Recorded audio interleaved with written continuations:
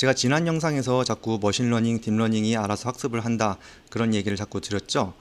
그런데 어떤 식으로 학습을 하는지, 그러니까 다시 말해서 컴퓨터가 또는 기계가 어떻게 학습을 하는지에 대해서 이야기를 드리지 않았던 것 같아요.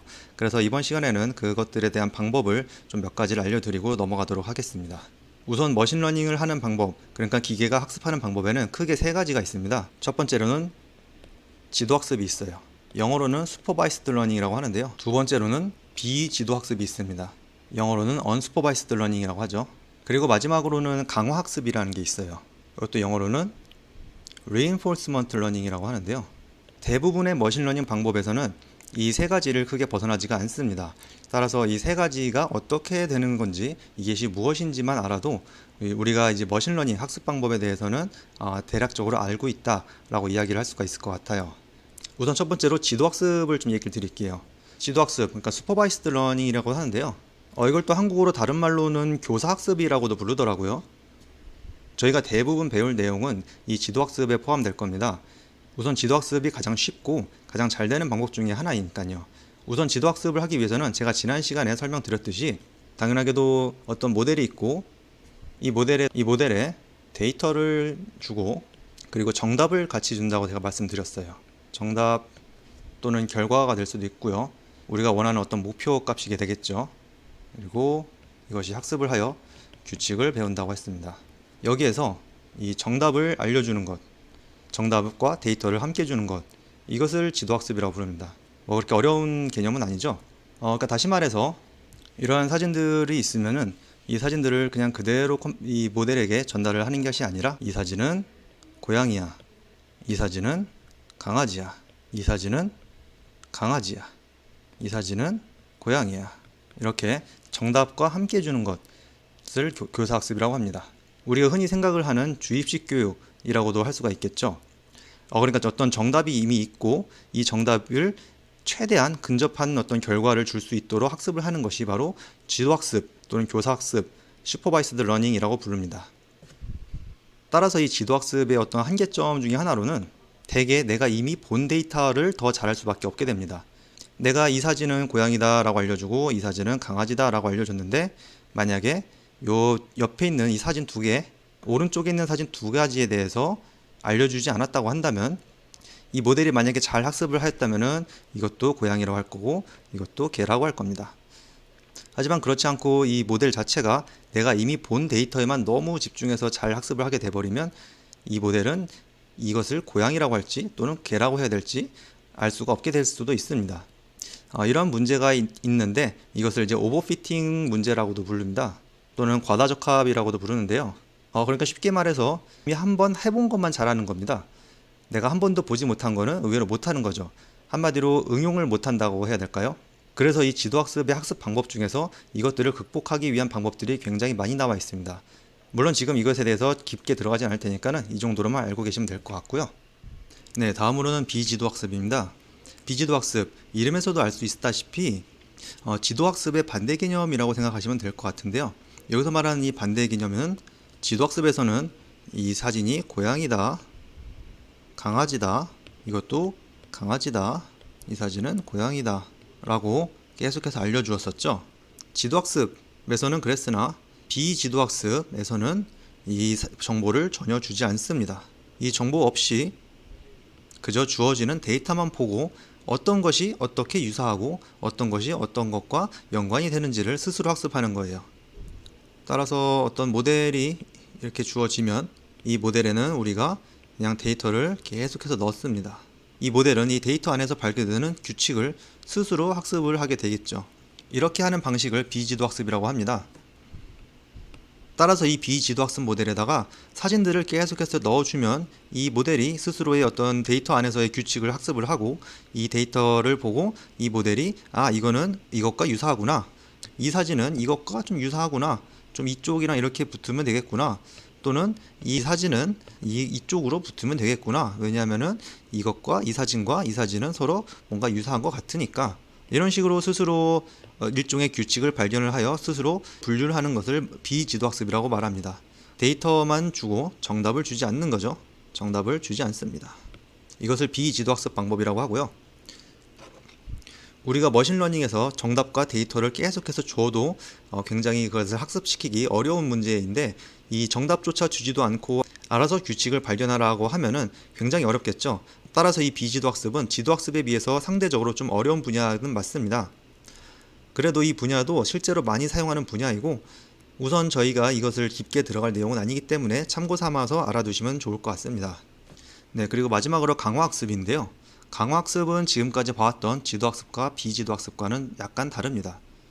역시 마찬가지로 머신러닝이라는 카테고리에는 속하지만요, 학습하는 방법이 지도학습과 비지도학습 방법과는 조금씩 다를 뿐이에요.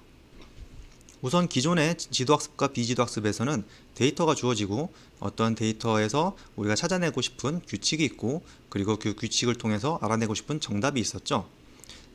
물론 강화학습에도 똑같은 개념들이 존재합니다만 조금 다른 이름으로 존재하게 됩니다. 강화학습이 실제로 많이 사용되는 분야를 예를 좀 들어주면은, 우선 로봇 분야가 있을 테고요. 게임에서도 마찬가지로 사용될 수가 있습니다. 우리가 흔히 아는 블럭 맞추기 게임이 있죠. 여기에 이렇게 블럭들이 막 있고, 여기에 공이 있다고 하면은 플레이어는 하단에 있는 이 막대기를 좌우로 조정을 해서 이 공을 튀기고 이 블럭을 맞추는 것이 목표가 되겠죠. 이 공이 바닥으로 떨어지면은 게임이 끝날 거예요. 자, 이것을 우리가 컴퓨터가 알아서 하도록 할 수 있는 방법이 뭔지 좀 생각을 해볼 필요가 있습니다. 우리가 이 게임을 하기 위해서는 우리가 이 컨트롤하는 막대기를 왼쪽, 오른쪽으로 이동을 시켜야겠죠. 이것을 보고 우리가 액션이라고 부를 수가 있을 겁니다. 그리고 이 왼쪽, 오른쪽을 얼마나 잘 함에 따라서 게임의 스코어가 달라질 수가 있겠죠. 이 불도를 많이 맞춰서 죽지 않고 계속해서 맞추면 맞출수록 스코어가 많이 올라가겠죠. 이거 점수라고 부를 거예요. 그래서 내가 얼마나 잘했냐에 따라서 스코어가 높고 또는 낮을 수가 있겠죠. 점수가 있을 거고요. 그리고 현재 블럭이 어디 있고, 그리고 또 내 공이 지금 현재 공이 어디로 움직이고 있고 하는지에 대한 환경 정보가 있을 거예요. 이걸 보고 이제 환경이라고 좀 불러볼게요. 그래서 이 강학습은 뭘 하냐면요, 우선 이 환경을 관측을 합니다. 먼저 환경을 관측을 하고, 그리고 액션을 취하게 됩니다. 액션을 취하고 나서 내가 잘했나 못했나 점수가 나오게 되겠죠.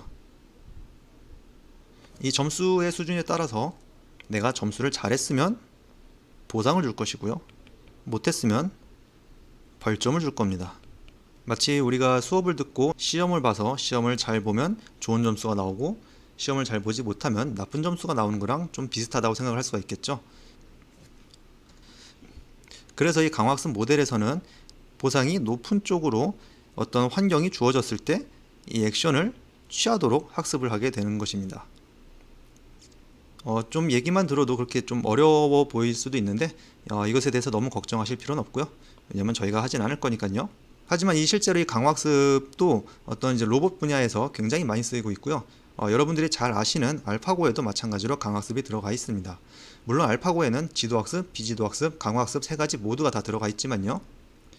예를 들어서 이족 보행 로봇을 저희가 지금 생각을 해볼게요.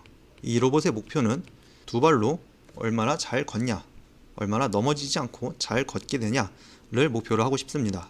그 로봇이 있다고 하면은 각종 센서들이 여기에 이렇게 막 있겠죠. 센서들이 여기도 있을 거고 여기도 있을 거고 굉장히 많은 센서들이 있을 겁니다. 보통 카메라도 달려 있겠지만 여기도 그냥 카메라가 달려 있다고 한번 생각을 해볼게요. 그러면은 이것들이 이 로봇이 관측할 수 있는 어떤 환경을 제공해 줄 거고요. 이것을 통해 관측을 하게 될 겁니다. 이 관측을 하고 로봇이 두 다리를 내딛으면 그것을 액션이라고 부를 수가 있겠죠. 그리고 이 로봇이 얼마나 넘어지지 않고 앞으로 잘 가냐, 이것에 따라서 우리가 점수를 측정할 수가 있을 것입니다. 그래서 이 로봇이 한 번도 넘어지지 않고 끝까지 잘 간다고 하면은 아주 큰 보상을 줄 것이고요. 만약에 이쯤에서 넘어졌다고 하면은 벌점을 주겠죠. 방금 전에 내가 취한 관측에서의 행동이 잘못됐다 라고 알려주는 겁니다. 그러면은 이제 벌점을 줄 거고요.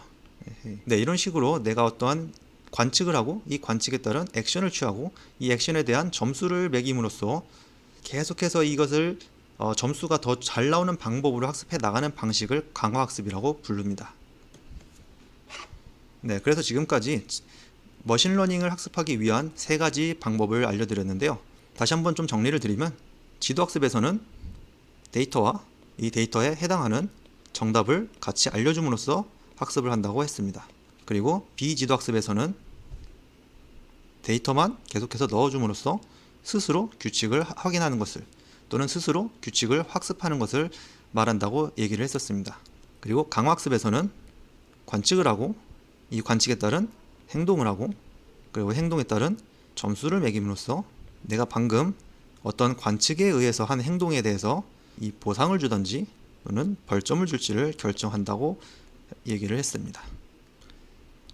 제가 지금까지 세 가지의 대표적인 방법을 설명드렸는데 이것들 이외에도 예를 들어서 지도학습과 비지도학습을 적당히 결합한 세미 슈퍼바이스드 러닝이라던가 다른 여러 가지 전략들이 있습니다. 하지만 결국에는 이 세 가지 방법에서 조금씩 응용한다고 보시면 될 것 같고요. 크게 벗어나질 않는 내용이니까 이 세 가지만 잘 이해하셔도 앞으로 다른 머신러닝 학습 방법을 보실 때 큰 무리가 없을 것 같아요. 저희가 이 남은 시간 동안에는 주로 지도학습을 볼 겁니다.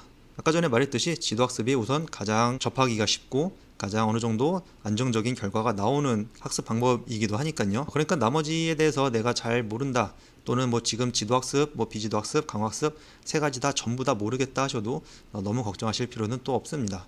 앞으로도 제가 계속해서 알려드릴 예정이니까요.